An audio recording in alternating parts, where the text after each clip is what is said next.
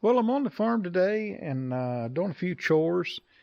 And one thing I like to do if I'm unloading a hay wagon or working on something, I have iTunes and a little Bluetooth speaker. But I also like to listen to news talk radio. And for years, I haven't really been able to do that. Probably close to 30 years ago, I used to be able to listen to, at that time, it was a GE Super Radio. This is the same radio, only it's got RCA on it. This is one of the last ones they made. These radios are not made anymore, and I've had this thing forever. But my hearing was good then, and I could turn it on and just put the volume down real low, and nobody could hear it except me sitting at my desk. And, after a lot of loud noises and banging and clanging chainsaws and, target practice with guns and loud tractors and whatnot, my ears have taken a beating. And so the only way I could listen to this radio at my desk in the workplace was to turn it up so it would make everybody else miserable because they could hear it, or plug in a set of earphones, which I believe went in right here. Well, that was frowned upon. To sit at your desk with earphones on was frowned upon. Now everybody's got earbuds and all that kind of stuff, but it's still somewhat frowned upon because people think you're goofing off and that kind of thing. But I used to listen to this radio really when Rush Limbaugh first came on the air and talk radio came to the airwaves, and I would listen to him and Neil Bortz. I don't know if you remember that name, and then even Hannity hadn't really got a start on national radio. I remember him filling in for Limbaugh a few times, but I don't know. I just enjoyed listening to that and listening to some sports talk radio, and then just getting the headlines on the hour and hearing what the stock market was doing. I always remember I worked with a guy, and he'd get the stock report at the top and bottom of the hour where the Dow Jones was, and if it was up, he'd say go, go, go. And if it was down, he didn't say anything. But anyway, I just dug this thing out, and it takes 6 D-size batteries. I mean, you can plug it into the wall. It takes 6 D-size batteries, and they actually last a long time.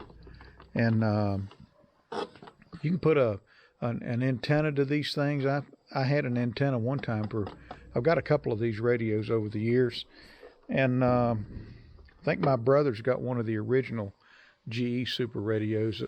The cabinet's kind of a silver-looking cabinet, but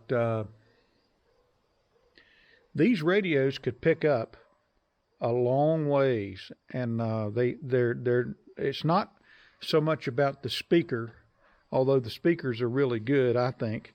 But it's about the distance and the quality of the sound that you could get out of them. So I thought here in my retirement ship, I would dig this thing out, put some batteries in it. They actually last a long time.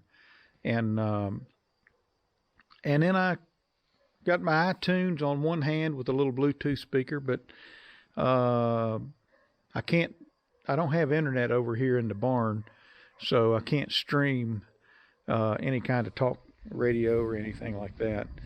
And so I can pick up the local station. I don't have it on because I don't want to get a copyright strike. But it's kind of neat to be able to work around here and listen to the latest news, a ball game on a Sunday afternoon. And so or during the week, maybe if it's baseball at night, these things were great about picking up baseball games. I used to listen to Cincinnati Reds. Marty Brennaman was the announcer. I would listen to them, and then WSM 650. This radio would pull that in for the Nashville and the Grand Ole Opry, and this radio, particularly at night, will really reach out and grab those stations. I would listen to WCBS News, and WCBS just changed to all sports, and it was interesting to hear the news out of New York City and the traffic situations and just any headline that was going on. You could get it with one of these radios once the sun started going down. And WABC, I listened to it. I remember, not on one of these radios, but I remember when WNBC, showing my age here, I happened to be listening to it.